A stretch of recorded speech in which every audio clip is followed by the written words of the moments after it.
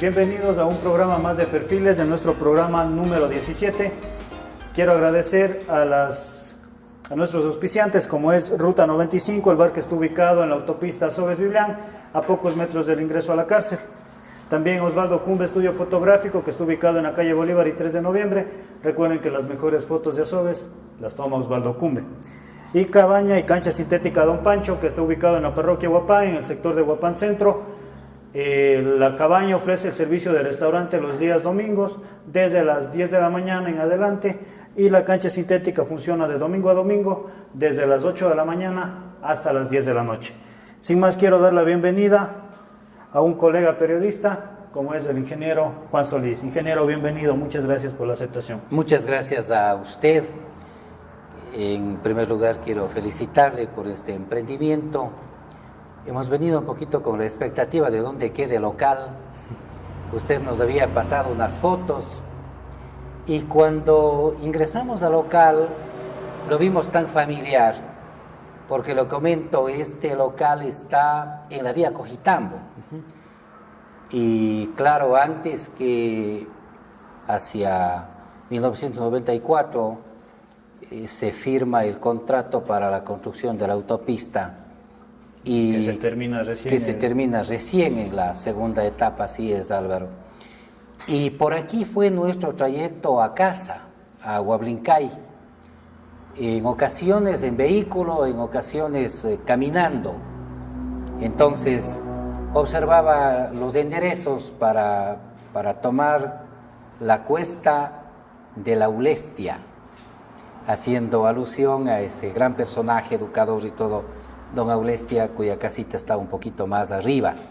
Así es que este local está en la vía Cojitambo. Muchas gracias. La autopista Azogues-Biblián.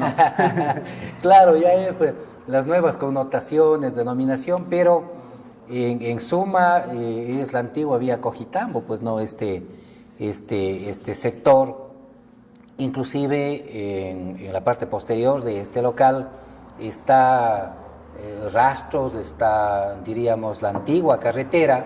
No lo he caminado últimamente, pero entiendo que se ha convertido ya en un caminito de segundo orden. Y aquí están muchos recuerdos de nuestra niñez, de nuestra juventud, Álvaro. ¿Cómo ha pasado, ingeniero? No, bien, un poquito afectado de la salud, pero cuando recibimos la generosa llamada de usted, la propuesta para conversar en Perfiles, que lo hemos venido chequeando desde algunos programas a través del internet, nos parece una propuesta comunicacional inteligente, interesante, de impacto, y abre posibilidades hacia la democratización de la comunicación. Un poco es pensar que más allá de los medios convencionales también se puede hacer comunicación, y comunicación de la buena. Ingeniero, notamos su sorpresa al mirar que aquí en nuestro local tenemos algunas imágenes del Azogues antiguo. ¿Le encanta bastante la historia a usted?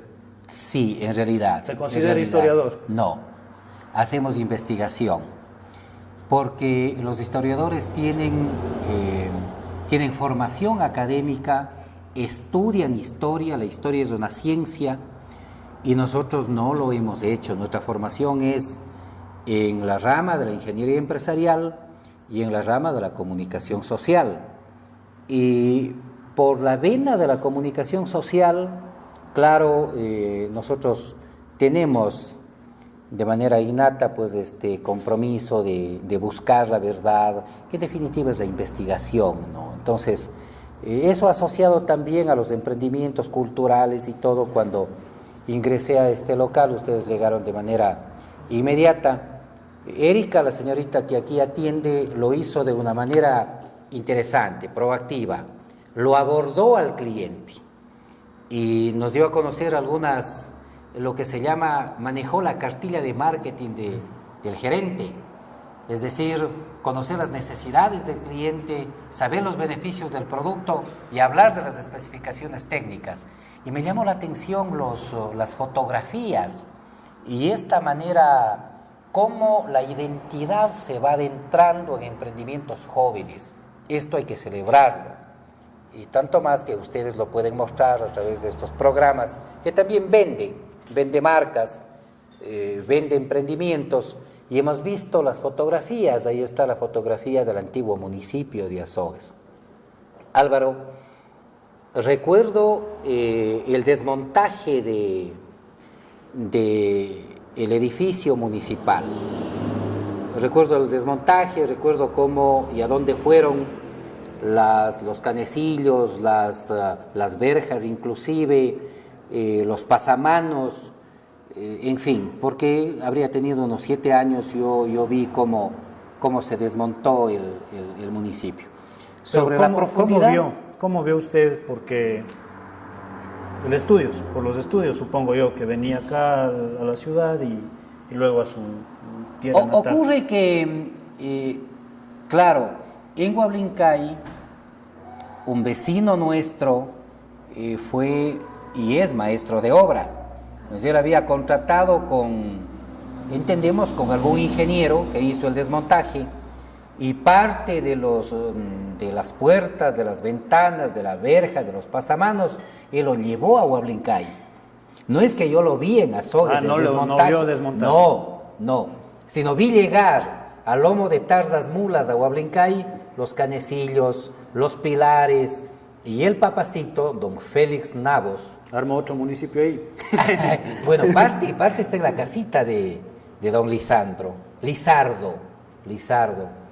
Él no tiene ninguna culpa, más vale cuando hemos tratado estos temas del gobierno en los Estados Unidos, y cuando viene de visita a la familia, encontramos y conversamos, y él dice pues que gran parte, él no tiene la menor idea del valor histórico de las piezas que están en casa de él.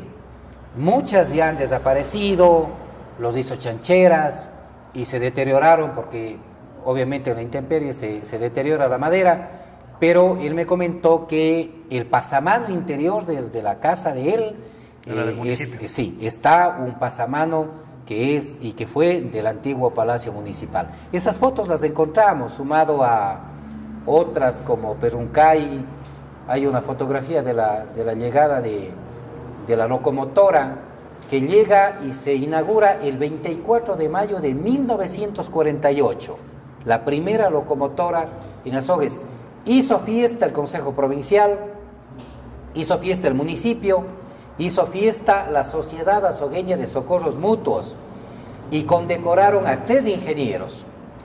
Un ingeniero de apellido Andrade, un ingeniero alemán y un ingeniero, de procedencia alemán, pero el apellido de él no recuerdo con exactitud, y el ingeniero Alfonso Ceballos. De hecho, el puente enorme de San José se conoce como el Puente Ceballos. Fue un acontecimiento, y los discursos de las autoridades, del director de Socorros Mutuos, fue en ese sentido, que la locomotora se lo venía soñando 30 años y que se hizo realidad, y que con la locomotora venía el progreso a Azogues.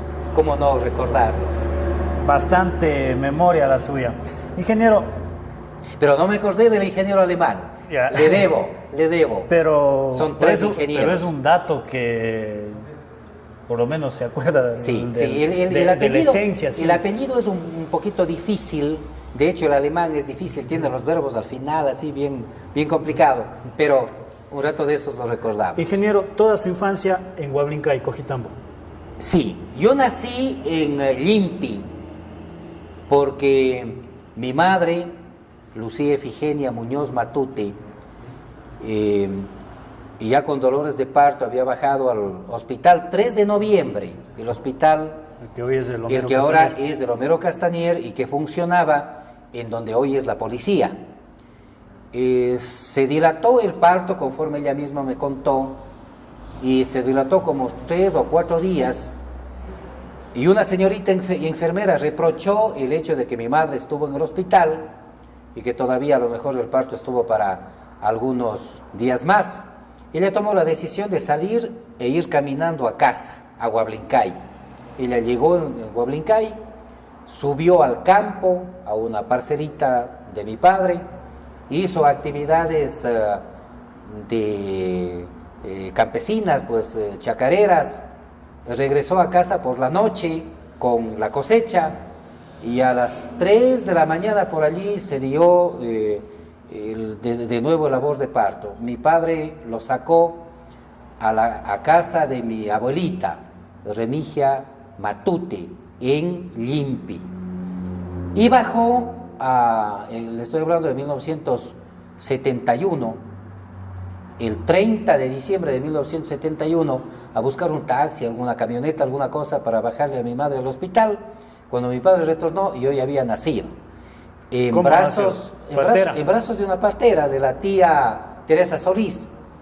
Entonces, a los 8 días, porque claro, ahí permaneció mi mamita hasta recuperarse, a los 8 días fui a Huablincay, ya a la casa de Papacito, y me crié en Huablincay, en el fondo, en el plan de Huablincay, hasta 1975. Mi padre había realizado el registro el 10 de enero de 1972, pero realmente yo soy nacido el 30 de diciembre de 1971, casi año viejo. Año viejo. Está como los jugadores de fútbol que ahora salen que son menores y que los años y todo. Sí.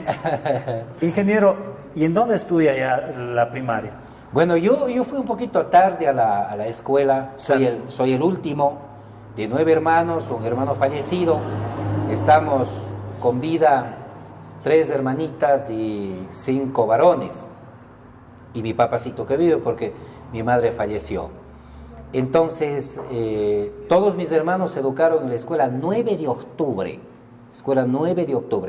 Esta escuelita primero estuvo en la casa de don Pancho Molina, después estuvo en casa del vecino Cruz Cajamarca, después estuvo en casa de don Benedito Guamán, luego fue a casa de la tía Lola y de la tía Amada, la Rea, y luego mi hermano Iván Antonio puso la primera piedra para construir en la loma de Huablincay Alto, que le decimos, donde está la cancha, la escuelita, está también la capilla de la Virgen Dolorosa.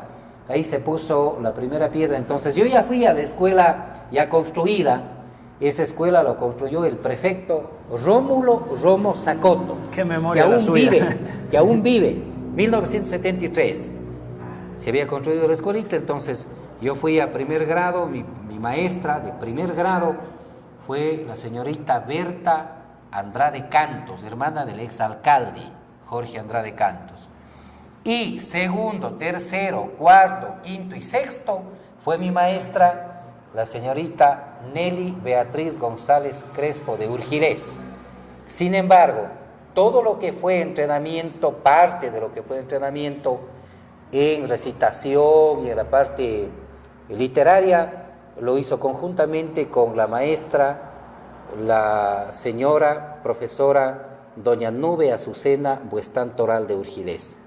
Eran escuelitas unidocentes, ¿no? Uh-huh. Pero con tanto cariño que se les recuerda a esa escuelita, y obviamente a mis queridas maestras. Las 3 viven, gracias a Dios. Y la memoria suya también es increíble. Ingeniero, y luego ya la secundaria en el Instituto Luis Rogerio González. Tiene una historia, Álvaro. Mis hermanos se educaron hasta la primaria. Y lo digo con mucha modestia, mis hermanos muy buenos estudiantes. Lamentablemente, por la falta de recursos económicos, ellos no fueron al colegio. Entonces, yo iba a correr la misma suerte. En 1983, que salía de la escuelita 9 de octubre, me dediqué a hacer actividades ya de campo, ¿no? Es decir, a calchar, a retirar la hierba, a sembrar, a arar primero con maíz. Y estuvimos cortando la calcha, pues no. Cuando llega mi hermano Marco Ruperto, y dice: papacito, el Juanito debe estudiar. Entonces, para mí era algo nuevo, hablar de la ciudad, hablar de venir a Sogues. Dice: no, debe estudiar. Yo estoy trabajando en la casa de la señora Libertad Coronel, casada con el señor Pesantes, Daniel Pesantes. Y me dice que él es muy amigo del rector del colegio técnico, del licenciado Edgar Palomeque Vivar y que nos va a sacar un cupo adicional porque ya se cerraron los cupos, ya no hubo cupos. Entonces, bueno, mi padre no puso objeción, dijo, bueno, pues hijito, si es que vos piensas que le puedes dar una mano a tu hermano último, siquiera él que estudie. Y efectivamente bajamos a hacer la matrícula, y ya el señor Pesantes de Doña Libertad Coronel habían hablado con el rector, con el licenciado Edgar Palomeque Vivar, para este cupo adicional. Así es que de 120 estudiantes que ya la matrícula estuvo cerrada, yo fui el estudiante 121 y bajé al colegio. Yo quería que me acompañe siempre mi hermano Marcos, pero él me acompañó creo que unos 3 días. Y al cuarto día dijo, bueno, ahora sí, a caminar. ¿Y bajaba caminando desde allá? Sí. ¿Clases? ¿A qué hora salía? A las 5:50, pisando los pajaritos. Se escuchaba muy bonito. Ese tiempo nosotros no teníamos luz eléctrica. La luz eléctrica llega en Huablincay, se instala, y es una cosa bonita, en 1990. Entonces, toda la primaria y toda la secundaria lo hicimos con luz de candil y con vela. Con vela. Bueno, lo de la vela ya era un poquito más aniñado, pero se estudiaba con tubo. Y obviamente al siguiente día había que sacar el hollín de la nariz, de las fosas nasales, porque así era, ¿no? Así era. Y en efecto llego al colegio técnico y habían estado todos formados.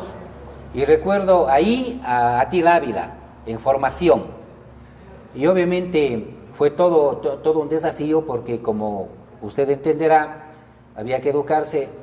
El regreso a casa desde el colegio técnico sí lo hacía en carrito. Y en transporte panamericano, con el señor Romero, que ahora existe, con el señor Romero, con un señor Cabrera, que ya falleció, Finadito Cabrera, un señor Arenillas, don Raúl Arenillas, que tenía transporte panamericano, y los otros conductores también. Entonces, ese tiempo se taqueaba los carros, salían casi con frecuencia de 1 hora, hora y media.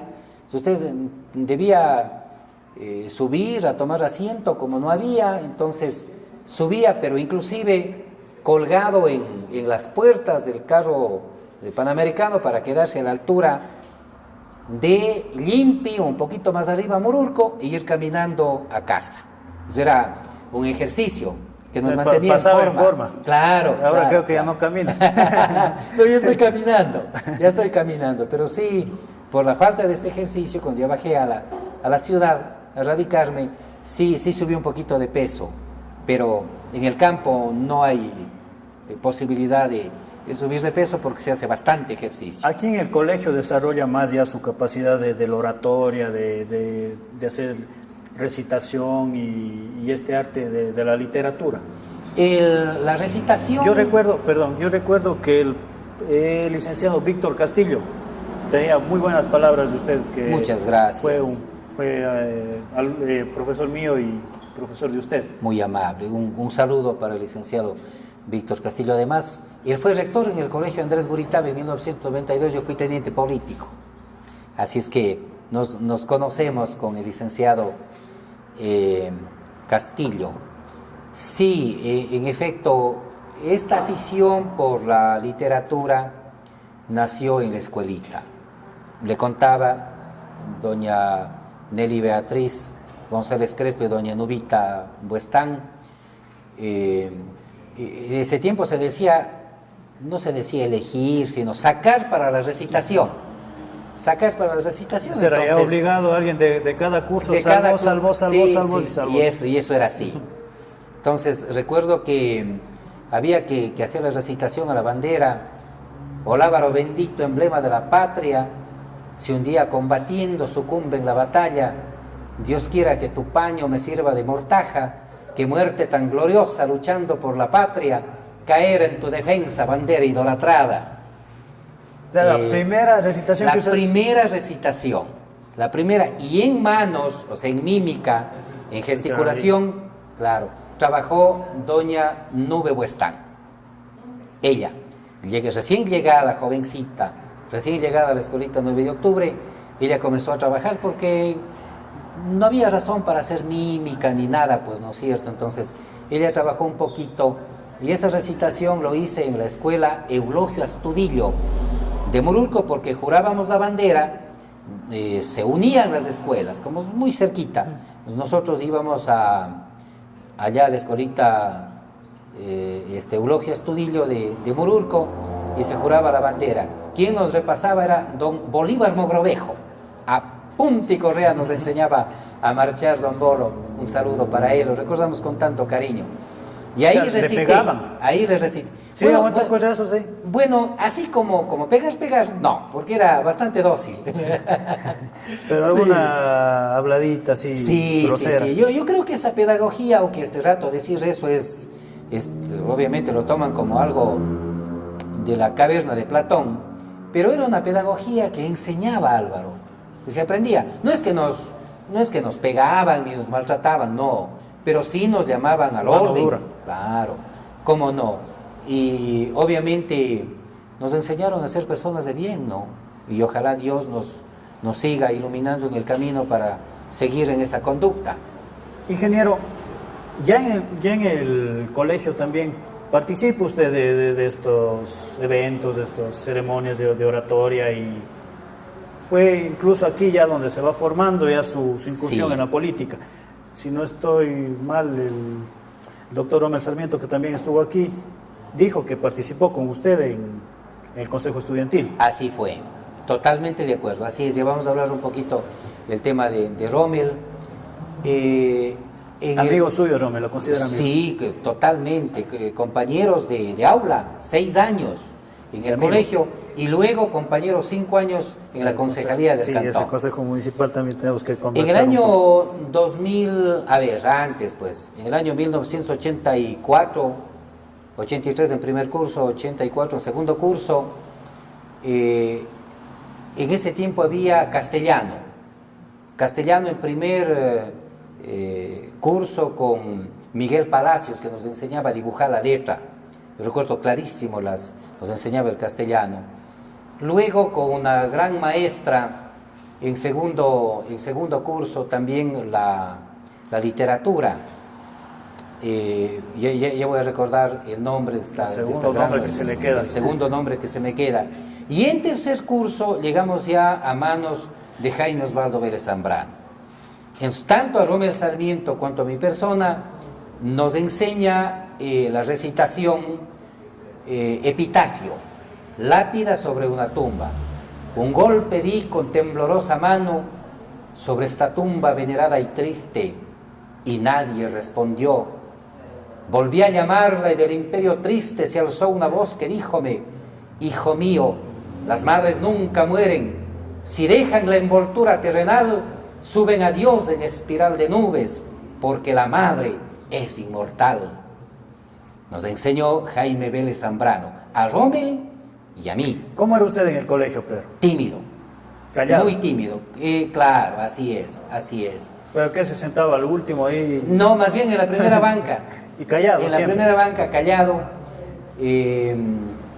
Y obviamente muy respetuoso, extremadamente respetuoso, pero tenía cobardía, y era parte, es un tema cultural, que lo tengo que decir sin ocultarlo, porque claro, ¿no? Uno se viene de una familia sencilla, que es el principal patrimonio, y llegar a la ciudad es un choque cultural, como posiblemente nos pasa a todos, y sí se tenía un poquito de temor de las reacciones, en fin.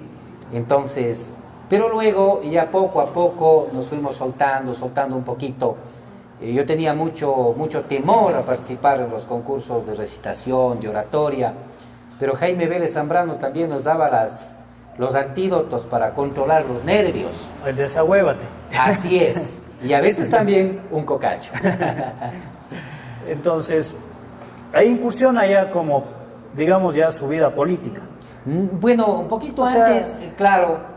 ¿Ya tenía ideas usted de ahí en el colegio de participar en política, ya sea activa o en opinión? Se desarrolló a raíz del cuarto curso, pero antes nosotros ya estuvimos, porque a mi padre le gustó la política. pero mal ubicado. ¿Por qué? Porque era conservador, pues. ¿Usted se considera liberal? Yo soy de centro, soy de izquierda democrática. De hecho, nace del liberalismo esta corriente, del socialismo democrático, la justicia social con libertad, que lo acuña Borja. Y a nosotros ya nos comienza a gustar la política también, y posiblemente vino de esa inclinación de Papacito. Él me ha contado que salía a hacer campaña por el doctor Homero Castanier, gran médico y amigo de mi padre. Entonces, ¿Su papá nunca participó activamente? No. Él hacía campaña, salía por Cojitambo para hacer campaña, pero fue muy puntual la participación de Papacito, es decir, le gustó. A mis hermanos, tanto a José cuanto a Marcos, también les gustó la política. Ellos, don Rogerio Rojas les convenció que había que afiliarse a Izquierda Democrática. Y fue toda una discusión, recuerdo una noche de luna, que don Rogerio pedía que mis hermanos se afilien a Izquierda Democrática. Y en efecto, a la ID. Eso fue en el año 1983-84. Sí, y Marcos se afilió a Izquierda Democrática, mi hermano mayor. Y nosotros ahí le conocimos al doctor Virgilio Saquicela Toledo, le conocimos a doña Anita de Saquicela, y posteriormente al doctor Marco Vicuña Domínguez, ya hacia el 88. Y efectivamente en el colegio nos gustó, participamos en el concurso de oratoria en el año 87 con el tema, fueron 4 temas de 3 páginas, de 4 páginas cada uno, 16. El pensamiento político de Montalvo, la juventud de Montalvo y la política, y el nacimiento de Montalvo. Entonces había que hacer un ejercicio bastante grande porque eran 16 hojas que había. De lado. Absolutamente. Bueno, nunca hemos descuidado la parte de estudiante y todo, sino teníamos que estudiar, y como decía Jaime Vélez, lo teníamos que hacer con punto y coma. Y era la repetición, escribir. Y allí ya entra también en la formación Julián Zacoto Saquicela.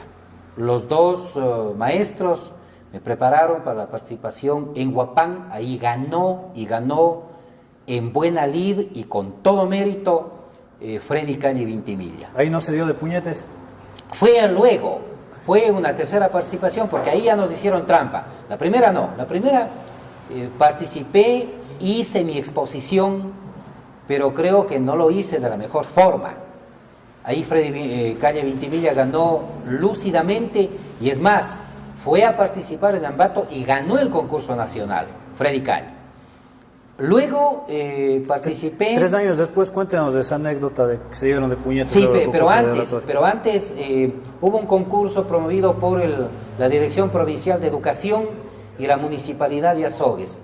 Director Provincial de Educación, el finadito, ya difunto, Julián Zacoto Saquicela, y alcalde Marco Vicuña Domínguez. El rol de Sucre y Lamarra en la batalla de Tarqui fue en el teatro de la Casa de la Cultura. Ahí gané el primer puesto. Ahí me formó, claro, Jaime Vélez, y también la maestra, la señorita Vintimilla, Marianita Vintimilla Cabrera. Y luego, paralelamente, hubo un concurso por el Día del Maestro. En Huapán. Ahí nos formó Jaime Vélez prepara a Freddy Calle por el franciscano y a mi persona por el técnico. Nos fuimos. Quien efectivamente debía ganar ese concurso era Freddy Calle, porque era muy superior. Inclusive yo estuve en ese concurso, pero cuando se tiene que reconocer al contendor, la superioridad del contendor, hay que hacerlo. Ser un buen perdedor. Así es. Lamentablemente, para que recordar quienes conformaban el jurado calificador, personas que luego fueron mis grandes amigos. Pero si son panas, digan. No, porque ya no están inclusive. Ya no están. Ya hay que respetar la memoria, Álvaro. Y le dieron el triunfo a una persona que no merecía. Reventamos en justa cólera. A mí me dieron el tercer puesto, a Freddy el segundo, y al chico que ganó primer puesto. Evidentemente el salón se sintió perjudicado, y la respuesta fue contundente porque volaron las sillas. No le veo a usted dando puñetes, pero... Nunca. ¿Nunca Pero, ha dado puñetes? No. Pero usted se no. defendió con la silla, si quiere. Sí, vi volar las sillas, pero creo que fui el primero en tratar de protegerme, porque la intención fue simplemente decir que no estuvimos de acuerdo, pero se consumó una injusticia. Y ahí ya en 1994 usted incursiona en el periodismo, o tengo una faceta suya, no sé, si estoy mal, corríjame, fue albañil también. Sí, cómo no. Saliendo del colegio. Del colegio a la universidad. Yo fui y soy agricultor, Álvaro, porque los paros de la UNE nos llevaban a que clases comenzaban en octubre, y en una ocasión comenzó en noviembre, y nos aprovechábamos agosto, septiembre, octubre y parte de noviembre para arar y sembrar, pues. O sea, usted no estaba metido en las huelgas. No. En las huelgas no. Recuerdo claramente que en una ocasión nosotros hicimos, con mi padre, sembramos todos, inclusive los predios propios y los predios que sembrábamos al partir, e inclusive los predios del que llevamos la calcha en Limpi, en un sector, en una playita que se llama Chugomicuna. Ahí nos dieron de comer conejo, riquísimo, porque al yuntayo le sirven, pues no, viene un plato de habas, o el primero, plato de habas, plato de poroto, rico con mote, después viene un platillo de caldo de gallina runa, y después viene un tremendo plato de papas con cuy cruzado, y el cuy embocado un huevo duro y un ají rocoto. Ya, ¿por dónde comienzo? Todo una ingeniería, digo yo, toda una gastronomía. Entonces, sí, en esa ocasión hicimos toda nuestra actividad agrícola, y luego ya para pasar a la universidad, mi aspiración fue ser abogado. Lamentablemente, esa carrera no hubo en la Universidad Católica. Estamos hablando de 1990. Antes, efectivamente, con Rommel fuimos candidatos al Consejo Estudiantil, lo ganamos, e hicimos una representación que los compañeros lo recuerdan con mucho cariño. Y bueno, ir a la universidad, a mí me gustaba muchísimo el derecho romano, me apasionaba. Usted ya dejó la timidez, pero... Un poquito me había abierto ya con los concursos de oratoria. ¿Cómo era con las peladas usted si era tímido? Demasiadamente tímido, yo... cuestión peladas, nada. Nada. Colegio, nada. Solamente amores platónicos nomás. Los tenía muy dentro de mi corazón, pero nunca los pude exteriorizar. Y obviamente en 1990, me encuentro con el rector, con el licenciado Edgar Palomeque Vivar, fue un día sábado. Dice: chico, tienes que estudiar. Digo: pero me gusta derecho. Pero ándate a Cuenca, dice. Ese tiempo él estuvo vinculado a la Universidad Católica. A la Universidad Católica, digo: no tengo plata. Entonces, vete al estatal, me dice. Digo: no tengo plata tampoco para permanecer y para costearme el pasaje de ida y vuelta. Entonces, estudia conmigo, dice, y estudia con nosotros. La universidad ya está aquí y funciona en el técnico, en el colegio tuyo. Y efectivamente entré a la licenciatura de Contabilidad y Auditoría. Y seguí la carrera, pero hay que decirlo, no como cuando a uno le gusta algo y cuando se tiene alguna habilidad, alguna destreza, alguna inclinación, encontré en el periodismo hasta cierto punto esa frustración de mi formación en Derecho. Porque usted sabe que el periodismo es completo, pues en el periodismo hay que saber mucho. Se hizo periodista por despecho. Me hice periodismo por una feliz coincidencia. ¿Cómo? ¿Cómo sale eso? Fue una frustración el tema del derecho para mí, por lo que le cuento. ¿Cómo sale ser periodista? ¿Cómo nace? ¿Quién le dice: oye, toma una grabadora y ándate a hacer notas? Sí, siempre me encantó la radio.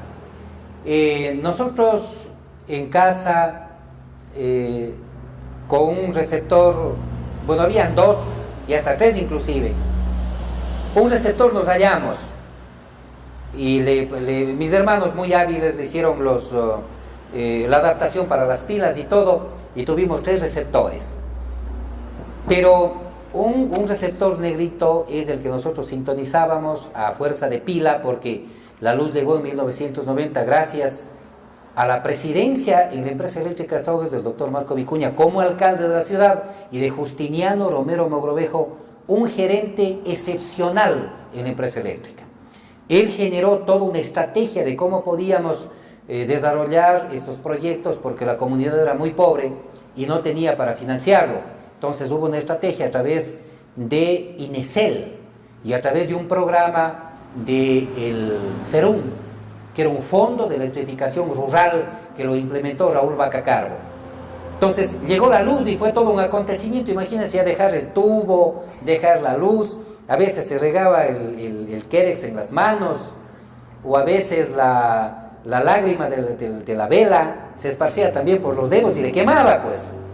O a veces, en ocasiones, se terminaban las velitas y no había el repuesto. Se quemaba la casa.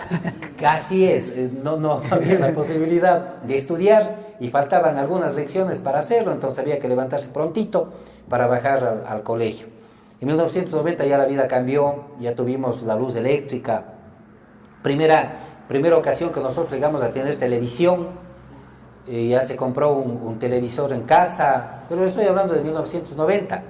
Entonces fue todo un desafío la tecnología, y claro, la política nosotros nos entró por eso, ¿no? Yo le escuchaba, por ejemplo, a Segundo Serrano dar las noticias, y era todo, o sea, Segundo Serrano llegó a tener un poder de convencimiento, Álvaro, que si él decía que este momento es de día, todo el mundo pensaba que es de día.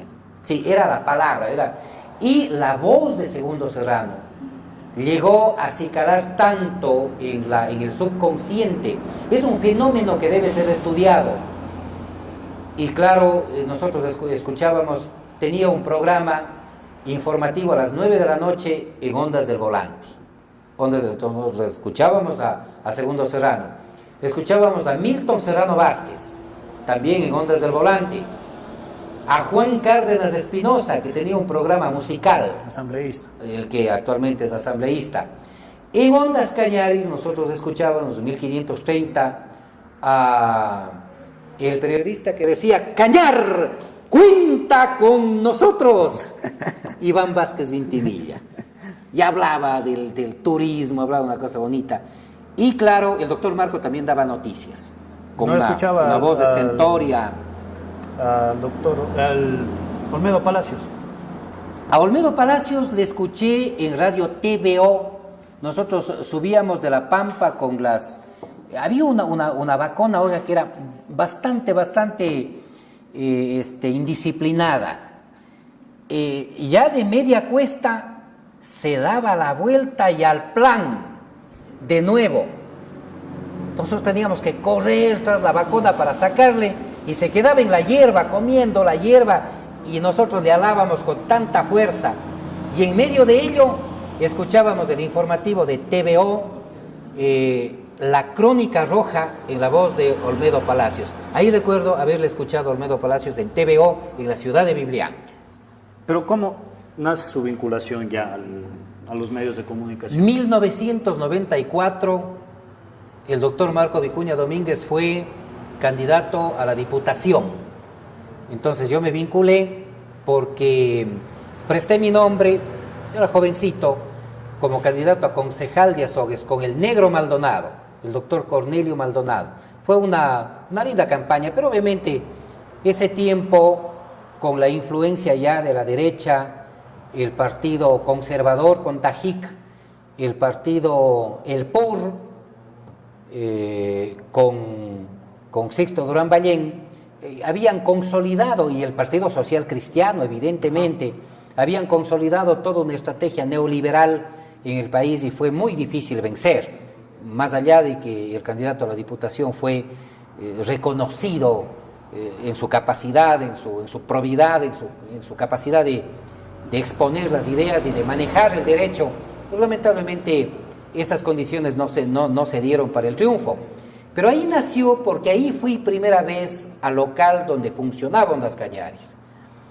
Y me hicieron dar un discurso, yo había pronunciado algunas ideas, y la mamá del doctor Marco, doña Inés Domínguez de Vicuña, había escuchado esa intervención, y luego ya hacia abril de ese mismo año, conjuntamente con el arquitecto Jorge Vicuña Domínguez, me dice: Juanito, venga para conversar. Y yo subí y me dijo: vea, el informativo está votado, tal persona 6 meses no vuelve a hacer el informativo y vale la pena de que usted se haga cargo, pero no lo va a hacer solo, lo va a hacer con el doctor Miguel Serrano y lo va a hacer con el doctor Eugenio Maita Díaz. Con ellos vamos a tener una reunión, y con usted, para que usted haga la cobertura y que ellos vengan obviamente a dar las noticias y todo. Yo no lo había conocido al doctor Miguel ni al doctor Eugenio, pero esa reunión nunca se dio. ¿Por qué? Porque no llegaron. Entonces pasó un mes, pasó un mes y medio, pasó 2 meses. Usted que dijo: ya no me llamaron. Y doña Inés, claro, doña Inésita dice, me hace llamar y me dice: a ver, las múltiples ocupaciones de los caballeros, que son ya profesionales y todo lo demás, impiden que se pueda dar esta reunión para poder establecer un acuerdo de trabajo. Así es que usted desde el día lunes se hace cargo del informativo. ¿Solo? Solo. Bueno, en todo caso, eso fue un día jueves. El lunes yo estuve allí y a mediodía Lucía Quito me hace controles y me da doña Inesita El Espectador. Dice: de aquí tiene que leer las noticias. De lunes. De lunes. Del día sábado para el lunes. Ajá. Bueno, yo en realidad no tengo la menor idea qué dije, cómo enfoqué las noticias, pero lo cierto es que doña Inesita, luego ya de terminada la emisión informativa, baja y dice: para primera vez, bien, hay que mejorar. Y me quedé. Claro, fue un desafío. Luego, imagínese usted, fue de tanta paciencia doña Inés, ella fue formando, quizá como se dice que los maestros, ¿no?, forman como un rico metal, un blanco mármol, así se dice a los maestros, refiriéndose a los alumnos. Pero lo que ella ha hecho con todos sus discípulos, lo que ha hecho con los periodistas que hemos pasado por las manos de doña Inesita, es formar, quizá moldear explotar, dice usted, la capacidad que ya tenía. Sí, pues, pero ya con claras intencionalidades de comunicación, Álvaro, lo que luego se estudió en las aulas universitarias. Por ejemplo, pluralidad, el pluralismo, es decir, que no debe haber lista negra, que no se debe censurar, que no lo diga yo, sino que lo haga decir al entrevistado. Y recuerdo que la primera entrevista, doña Inesita dice: no, usted ya tiene que salir a hacer las entrevistas, y ahora.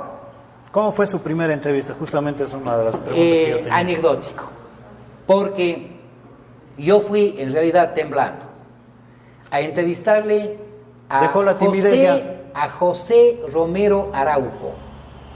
Pepe Romero, él fue presidente de la UNE y había sido también discípulo de doña Inesita en Ondas Cañaris, periodista. Entonces, yo sí le escuchaba a Pepe Romero antes en la radio. Trabajó en Austral TV después. Si no sí, cómo no, así es, José Romero Araujo. Entonces llego y José Romero, muy educado y todo, me invita a tomar asiento, me dice: bueno, ¿cuál es el tema que vamos a hablar? Y comenzamos. Doña Inés me entregó una grabadora que después se perdió, no en mis manos, es cierto, pero esa grabadora era como un pañel, como un ladrillo, pues sí, pesaba bastante. Las grabadoras. Entonces ahí se metía el cassette y obviamente se hacía una grabación, pero había que sostenerlo, si es posible, con ambas manos. Le llego y le hago la entrevista a Pepe Romero. ¿Y no se grabó? Se grabó, pero creo que fue una entrevista de una media hora. porque no parábamos. Y Pepe Romero al final me dice, se le acabó el cassette, Juanito. Yo digo, sí, pero entiendo que usted ha de grabar, ha de editar. Yo no sabía de qué me estaba hablando, de la edición. Pero para salirme del apuro, sí, claro, vamos a editar. Bueno, sí. Yo no sabía de qué me estaba hablando, de la edición. Cosas que luego se pudo hacer y ya se tomó experticia. Pero fue mi primera experiencia como entrevista grabada obviamente a Pepito Romero. Y luego ya las entrevistas que fueron también planificadas, porque no le gustaba la improvisación a doña Inesita. Esa es una segunda lección de ella, que todo debe estar, inclusive la parte que usted debía decir en la radio, ella siempre aconsejaba que escriba. Guionizar. Escriba lo que se dice técnicamente, haga el guión, escriba. Así como nosotros. Exactamente, esa es una muy buena práctica. No le gustaba la improvisación. Ella decía, hay personas que tienen esa facilidad de improvisar, pero hay personas que no. Pero aún a las personas que improvisan, siempre es recomendable escribir. Y nunca se equivocó. Ingeniero, ¿cuál ha sido la entrevista más jodida que usted ha tenido? Cuando un entrevistado me dijo que era tonto. ¿Quién? No lo puedo decir. ¿Por qué? Porque está en funciones de legislador y no quiero afectar la imagen. Legislador. Juan Cárdenas. Ocurre que bajamos a Guayaquil, teníamos una entrevista. No es mucho tiempo porque Virgilio Saquicela Espinosa ya fue alcalde. Y con la ministra Carvajal debíamos concretar la terminación de la 16 de abril. Entonces, en una reunión que para nosotros no fue de nada satisfactoria, porque dijeron tonto, ¿no? Pero luego, ya un poquito, vayamos a esto, ya le cuento. Claro, estuvo la autoridad pública que representaba al Ejecutivo en ese entonces, estuvo el doctor Virgilio Saquicela, el actual vicealcalde de la ciudad, Virgilio como alcalde, y algunas otras personas más. Pero ahí le repudiaron a la ministra. El propio director provincial de Obras Públicas le dijo, ministra, verá que eso no esté en el presupuesto. Al siguiente día, llegan las autoridades a la radio para conversar sobre el tema de la ministra. Y como nosotros fuimos y pudimos tener acceso y escuchamos que no estuvo financiado, pues evidentemente como periodista tenía que decir lo que dijo el director de Obras Públicas. Vea, señora ministra, esto no está financiado. Cuando le pregunto a aquella autoridad pública, ¿cómo se siente? Me dice, feliz. Yo, ¿cómo estás feliz, pues? Si la ministra dijo que esto se va a desarrollar, que se va a cumplir el plan, la programación, y el propio director de Obras Públicas le dijo que no hay financiamiento, ¿cómo se va a sentir feliz? Bueno, se incomodó tanto, que al final, ya fuera del aire, se paró, levantó las manos y dijo, sáquenle a este de la radio, este es un tonto. Así fue. Otra experiencia.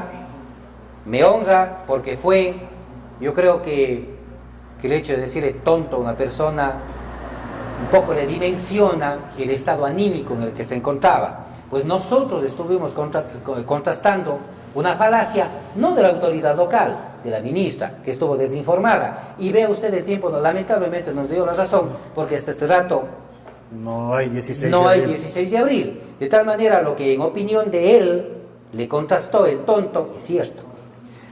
Ingeniero, otra experiencia así bastante dura, jodida, como se dice. No me diga que cuente. Pero fue cuando hubo una agresión en la radio. ¿Le dieron de puñetes a usted? No a mí. Alguna vez una ex autoridad estuvo a punto de faltarme, pero doña Inés Domínguez impidió que me pegue. Fue por un tema de límites, pero ese tema no lo voy a ahondar porque no conviene. ¿Es ex autoridad? Sí, ex autoridad. Posiblemente tuvo razón en el reclamo, pero no en la forma en que lo hizo, porque nada se soluciona yéndose a las manos, ni mucho menos quizá castigando, pegando a un comunicador social. No creo que se soluciona nada. Pero fue en un programa Agenda Dominical que nosotros tuvimos un altercado cuando hubo un conflicto en el colegio técnico. Se llegó a un estado tal que efectivamente ahí en el set hubo, se fueron a las manos. Usted no. No. ¿Nunca se ha dado de puñetes? No, jamás he llegado a ese momento y quizá Dios quiera que nunca lo llegue. Aquí no. Jamás, no. Yo creo que para eso Dios nos diferenció de los seres inferiores, ¿no? Mientras los seres inferiores especializaron sus mandíbulas para triturar, a los seres humanos Dios nos dio inteligencia, ¿no? ¿Y le llegaban a buscar a usted luego de alguna emisión del noticiero? Oye, Sí, ¿por qué dices eso? ¿cómo ¿Qué no? pasó? ¿Cómo no? Y fueron algunas ocasiones. ¿Y cómo se siente usted ahí? A ver, en principio a usted, evidentemente, fue difícil la etapa de la comunicación social porque comenzamos en Azogues a decir las cosas, pero documentadamente, Álvaro. Es decir, se comenzó a introducir, claro, yo entré a estudiar en la universidad, y ya con los maestros, usted sabe cómo es la formación, y luego con la formación de todos los días de doña Inesita, porque Inés Domínguez Muñoz, todos los días, al menos cuando ella pasaba en Azogues, porque había tiempos también que iba a Quito, y obviamente ahí ya no nos podía corregir, pero todo ese tiempo que ella pasaba aquí, nos corregía en la vocalización, en los enfoques, en los contenidos, en las fuentes. Fue una escuela permanente, pero en alguna ocasión hubo una denuncia sobre corrupción en la intendencia. Corrupción en la intendencia. ¿Quién era el intendente ese tiempo? No recuerdo con precisión, pero no iba por la conducta del intendente, a lo mejor de omisión, pero fue un funcionario que estuvo involucrado en el tema y decía pues que obviamente todo el mundo le tenía miedo porque era belicoso. Y efectivamente nosotros nos armamos de valor y en el micrófono comenzamos a hacer una campaña para que no hayan cobros indebidos, para que la gente se sienta protegida en sus derechos. Y esta persona, en una ocasión, cuando yo había terminado ya la emisión informativa, efectivamente estuvo al frente de la emisora. Yo salí y, claro, ya vis a vis, el señor, funcionario, se acobardó, Dios me protegió y no me llegó a agredir. Pero estuvo a punto. Ingeniero, hay una frase de usted que yo siempre, incluso es un poco gracioso para mí, porque en redes sociales usted siempre pone desde la cima del Cojitambo. Yo me imagino a usted en la computadora ahí en una piedra al lado de esas antenas que hay escribiendo. ¿Por qué esa frase? Porque el inicio en la comunicación social fueron 24 años de comunicación social. Los periodistas de ahora son periodistas que ya vienen de una formación universitaria la mayor parte, la mayor cantidad. Son jovencitos que son profesionales de la comunicación, pero de mi leva, y me podrán dar razón, Román Matute, por ejemplo, de mi leva, ¿no? Fabiolita San Martín, de mi leva, un poquito más tarde, pero también de mi leva. Y así en comunicación social, otros compañeros comunicadores sociales. Entonces era duro, porque los enfoques también a veces eran crudos. Los enfoques eran fuertes, duros, y a la gente le encanta, pues entonces comenzó la sintonía.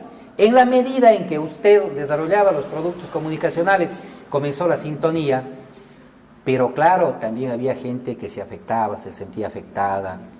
Los que le llegaban a buscar. Sí, yo inclusive en este programa tengo que ofrecer disculpas a dos personajes de de Azogues y de la provincia del Cañar, porque si bien pude tener razón en el enfoque, la forma y los adjetivos calificativos usados por mí no fueron los correctos. Se le pasó la mano. Se me pasó la mano.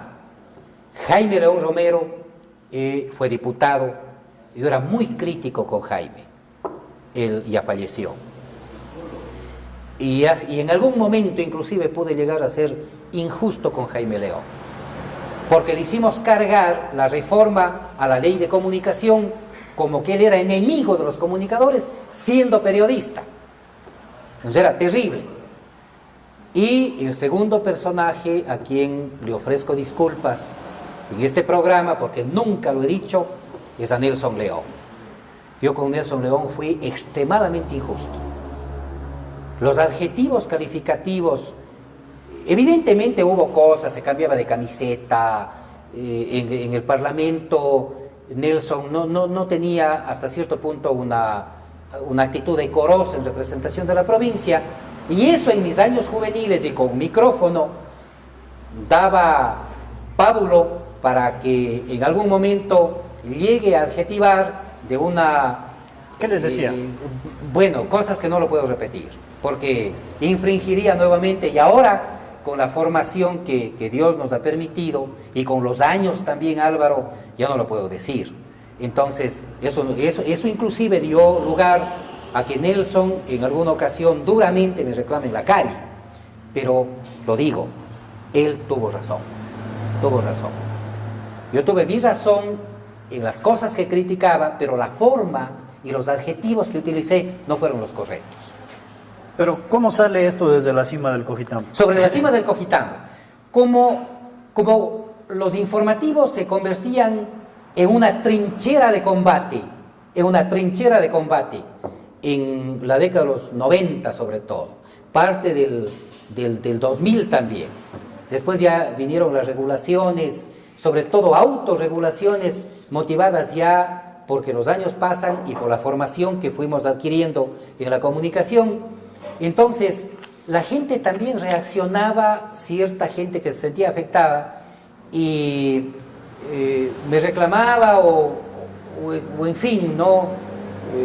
Había una reacción de ellos a mi persona. Entonces yo decía, no, pues, ahora para hacer comunicación yo debo hacer desde una parte alta, para que nadie me agarre y obviamente estar a buen recaudo. Ahí es cuando sale, yo escribía antes de hacerlo en portada, la columna que tengo semanalmente desde la cima del Cojitambo, yo escribía desde Cojitambo, en El Periódico, que fue un semanario que nació con el exalcalde, el licenciado Marco Romero Heredia.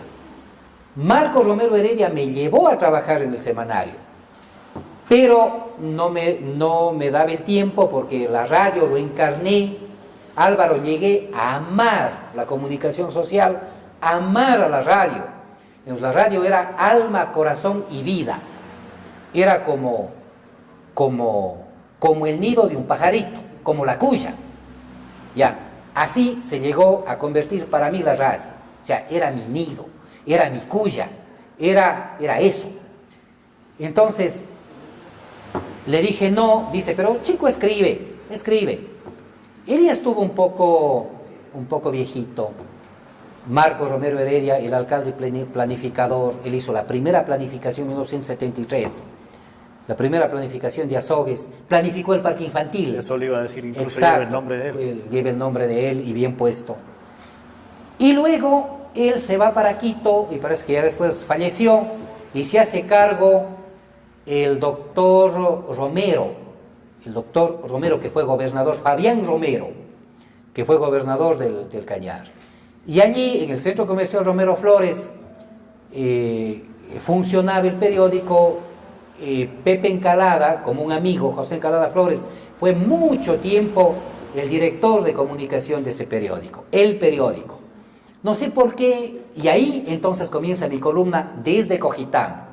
Por eso el doctor, cuando yo llegaba a dejar antes se llevaba en físico, pues, se llevaba la hojita, claro, máquina de escribir o en la computadora, pero se imprimía y se iba a dejar. Y el doctor me preguntaba, Juanito, ¿de dónde viene? Pues yo digo, desde Cojitambo, doctor. Y luego ya cuando el licenciado Galán me dio chance para escribir en la portada, ahí sí nosotros ya rotulamos desde la cima del Cojitambo. Primero, para un poco encarnar la procedencia, porque la tierra es la madre, entonces a la madre se la ama, se le respeta, y todos los instantes quisiera que la madre esté ahí en el pensamiento de la gente. Por eso es que nosotros, de alguna manera, esta pestañita desde la cima del Cojitambo es para que Cojitambo esté ahí en el subconsciente de la gente. Y luego también esta metáfora de que tienen que trepar, tienen que ser buenos escaladores para agarrar y darme duro. Ingeniero, ya su participación política, usted fue consejero provincial, fue parte del grupo de quienes les llamaban los relojes suizos. Sí, así es. Cierto, Álvaro. Bueno, esa participación, nunca quise participar en política activa a partir de 1994, porque en 1994 yo no estuve todavía en el periodismo, como le conté. Pero llegué a armar tanto el periodismo y yo tenía una duda y pensaba que la credibilidad se iba a pulverizar porque el periodista tiene...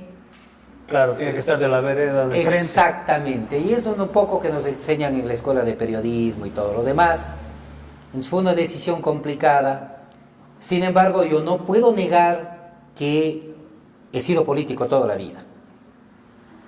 Entonces, pero pasar ya a una candidatura... ¿He sido o es político? Soy político. Yo pienso, inclusive... Todos somos políticos, así es, si es que Dios me presta vida y salud para verles crecer a mis hijos, y si en algún momento ellos me piden un consejo, yo les diría que sean políticos, que estudien politología.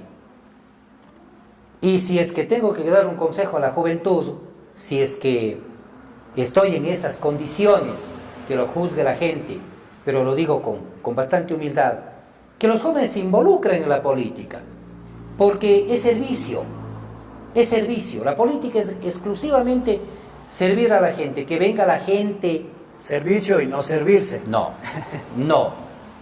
Claro, evidentemente, ahí ya estamos hablando de otras cosas, ¿no? Pero ya no de la política esencialmente. En todo caso, cuando se propuso la candidatura en el año 2004, yo estuve ya casado, tenía ya a mi hijito, a Juan Sebastián, pequeñito, y me resistí a aceptar la candidatura por lo que le comento, porque se había encarnado el periodismo tanto y decía, no, pues política y periodismo, ¿cómo es eso? Y la credibilidad se va a pulverizar, y en fin. Sin embargo, mucho tuvo que ver en esa decisión un maestro de la vida, un maestro de la política, un maestro del periodismo, el doctor Marco Vicuña Domínguez. Dijo, Juanito, no incursión en la política. Habemos muchos que hemos hecho función pública y ejercemos el periodismo, no es nada malo. Entonces, doña Inés Domínguez también lo dijo, hay ejemplos de periodistas que han ejercido funciones públicas y no hay por qué correrse de esta posibilidad. Y también por acompañarle a un distinguido caballero que fue candidato a la prefectura por las listas 12, el doctor Hernán Crespo Verdugo. 12-17, hermano de Justiniano Crespo Verdugo, un verdadero paradigma de la política. Yo le admiraba los discursos de Justiniano Crespo, yo digo inspiración y alma del Parlamento ecuatoriano, los discursos, la oratoria. Cañar ha tenido líderes en el Congreso, que se llamaba antes, porque ahora la Asamblea, en fin, se ha convertido en esas mesas de diálogo, sí, en esas comisiones. Ya no se ve pues al Raúl Clemente Huerta, el viejo gallo de pelea, dando esos discursos que hacen, realmente le ponen, León Febres Cordero, Rodrigo Borja Ceballos. Y en nuestro caso, y ya en mi época, digamos, yo siempre hablo de la leva, Virgilio Saquicela Toledo. Segundo Serrano. Yo digo el Virgilio grande, Y el alcalde también a veces dice, mi padre es del Virgilio Grande. Luego Segundo Serrano, cómo no. Pero ¿con quién vuelve a tener voz la provincia del Cañar? Con Virgilio Saquicela. Claro. Después Segundo Serrano, ¿quién va a negar esa presencia luminosa de Segundo en el Congreso? Luego Juan Cárdenas, hay que reconocerlo, hay que decirlo. Y evidentemente Justiniano Crespo Verdugo, un gran orador. Y en fin, entonces nosotros estuvimos comprometidos con la política, como lo digo todo el tiempo, y decidimos correr por la consejería provincial. Lo hicimos en segundo puesto.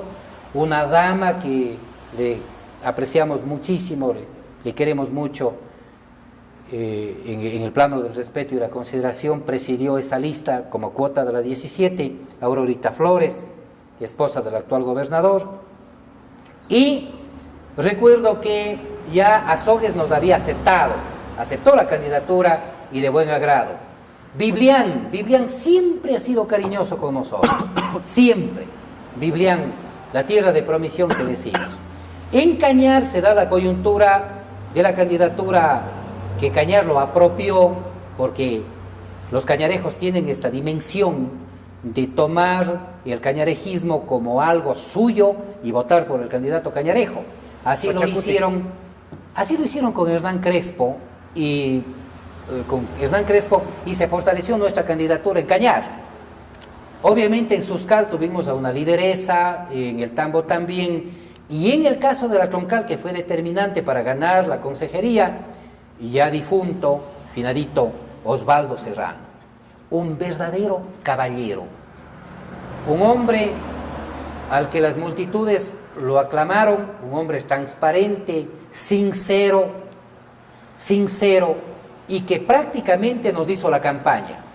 Entonces, Aurorita quedó en primer puesto allí en la Troncal, una chica que estuvo en tercer puesto quedó en segundo, y yo quedé en tercer puesto. Pero fue, diríamos, la votación que a mí me faltaba para, con la ventaja que me dio Azogues, porque Azogues votó por mí, ganar la consejería. ¿Seguía ejerciendo el periodismo usted mientras estaba en campaña? No. ¿Y cuando? Cuando ganaba las elecciones, sí, porque los dueños de los medios, del medio de comunicación en donde yo trabajaba, me permitían, pero lo que decía yo también aquí conversando con Fabiola, ¿no es un poquito lo que habíamos hablado, antiético, estar de los dos lados? ¿Cómo iba a criticar, por ejemplo, usted su trabajo o el trabajo de sus compañeros? Siempre fue, y yo estuve consciente de ello, siempre me preocupó. Sin embargo, la audiencia, utilizaremos nuevamente este adjetivo calificativo, quizás un adjetivo calificativo, sí, o algo así como una parte gramatical que me permite decir siempre fue benevolente conmigo. Porque se dio cuenta, Álvaro, que nosotros en el periodismo se ha hecho servicio, no se ha hecho dinero. En la política la gente comenzó a la expectativa a ver si es que comienza a aparecer el patrimonio mal habido. Nunca apareció. Lo convertimos en un verdadero apostolado de servicio, servir a la gente. ¿Y cómo sale esto de los relojes suizos? Ahora, Álvaro, el periodismo, muchos critican, pues, y pueden tener su razón, yo respeto muchísimo esa posición. Pero ¿qué es lo que pasa? Cuando usted es periodista, dice, denuncia y todo lo demás, pero cuando ejerce también una función pública, tiene la posibilidad de llevarlo a donde las papas queman y hacer que se apruebe una ordenanza, una resolución, una asignación presupuestaria, o que simplemente el alcalde, el prefecto, le tome en cuenta a tal comunidad. Ahora, el reloj suizo. Se dieron conversaciones que son normales al interior para conformar, pues antes, con la vigencia de la ley de régimen municipal, todavía, ley de régimen provincial, para el Consejo Provincial, luego vino el COTAD. Ahí se elegía vicepresidente, presidente ocasional y comisiones. Y también habían representaciones. Y los consejeros elegidos por votación popular, que debería hacerse una reforma constitucional, porque ahora no hay control político, y no lo estamos hablando del Consejo Provincial del Cañar, sino de todos los consejos provinciales. Se debe volver porque el control político es bueno, en la medida en que la vieja Francia puso los pesos y los contrapesos. Siempre es bueno. Es lo que le pasó a Rafael Correa Delgado por no admitir los pesos y los contrapesos de democracia. Le pueden llevar al despeñadero. Porque un rato de esos, un político de oposición puede decir, vea, tenga cuidado, aquí está pasando algo. Y el político, quien está ejerciendo la función, tiene que ser suficientemente sensible para decir, no, es que los de la minoría también un rato de eso pueden tener razón, investiguemos qué está pasando. Pero bueno, entonces, no pudimos ir por la línea del progresismo, por obvias razones, y se hizo una propuesta de 3 consejeros provinciales del Partido Social Cristiano. Eugenio Maita Díaz, que estuvo, porque la renovación antes era de mayorías y minorías, entonces él se quedó en la renovación de la minoría 2 años más, ya estuvo ejerciendo 2 años. El doctor Napoleón Cabrera Yumbla y Gerardo Alvarado Verdugo. Entonces buscaban al cuarto, buscamos un entendimiento programático para trabajar y nos alineamos a un trabajo suficientemente sólido al interior del Consejo Provincial. Entonces, ¿cuál fue el éxito? El éxito fue que todos los temas lo pusimos en la mesa, lo estudiamos y obviamente las resoluciones estaban sumamente pensadas. De tal manera que, con profundidad en el debate, pero con pocas palabras, el señor prefecto Diego Ormaz Andrade, a quien les saludo, ya una vez que han pasado estas cosas, no se llevaban afecto. bien. No, nunca llegamos al irrespeto con Diego Ormaza. Además, un caballero. Por ejemplo, Diego Ormaza nunca dejó de saludar a los consejeros del ala del prefecto y los de oposición. No llegaba tardes. No. Él llegaba, Juan, Napo, Eugenio, Gerardo, y obviamente al grupo de él sí era con mayor afecto, pues Manuelito, Berito, pero bueno, siempre fue respetuoso, eso hay que reconocerlo. Y por la agilidad como nosotros hacíamos las mociones y votábamos y aprobábamos, el doctor Napoleón Cabrera dice a la prensa que este consejo de mayoría ha funcionado como un reloj suizo. Ingeniero, por cuestiones del tiempo vamos a respuestas un poquito más rápidas. Con mucho gusto. Fue concejal de Azogues también. Y por ahí me enteré que no había una buena relación justamente con el alcalde, al extremo de que habían bastantes discusiones y todo. Incluso usted llevó una herramienta para defenderse alguna vez. No, herramienta como decir un arma de defensa, no. Un palo, ya. Un bat de béisbol. No, en lo absoluto. No. Siempre he llevado el arma de las ideas. Pero sí habían bastantes discusiones de ese tiempo. Eso no lo puedo dudar, y es bueno, es saludable. Pero pienso ¿bajo que, el marco del respeto o sí se faltaba el respeto? Bueno, con el señor exalcalde de la ciudad de Azogues, doctor arquitecto Eugenio Morocho Quinteros, como para decir que hemos llegado a faltarnos al respeto, más allá de que en alguna ocasión algún funcionario le dio mala información de un comentario que se hizo sobre el precio del agua, o sea, la tarifa. Entonces el alcalde defendía una postura técnica de que hay que revisar la tarifa, y parece que por ahí algún agencioso funcionario le había trasladado un concepto. Bueno, yo mismo lo dije, pero mis palabras parece que lo adicionaron algo ya en la parte personal. Yo en la parte personal nunca toqué, jamás. Entonces eso hizo que el alcalde obviamente tenga una postura de reclamo, el concejal vehemente, sí, pero yo nunca contesté. Es decir, nunca exacerbé mis ánimos como para efectivamente buscar un atajo de enfrentamiento personal. Nunca ha sido mi conducta. Ni más, inclusive cuando en una ocasión nuestros periódicos que sacábamos se puso en un tacho de basura y se mandó con el conserje a votar, y se adjetivó por parte del alcalde a mi persona con adjetivo sumamente fuerte y yo no respondí. Porque no es el plano de responder en esas condiciones. Simplemente ser también tolerantes y hacer notar de que la prudencia, de que la tolerancia es buena consejera toda la vida. Pero de allí, de que haya habido una actitud belicosa, de que yo he llevado algún objeto contundente para defenderme, no. Y eso le digo, Álvaro, siempre con la gracia de Dios, mi arma ha sido el arma de las ideas. Ingeniero, ya por cuestiones de tiempo, ¿cómo se siente dejar la radio? No hay mal que por bien no venga. La radio es, yo le dije, le armé una metáfora, le dije que era mi nido. Pero usted también debe tomar conciencia en algún momento que tiene familia.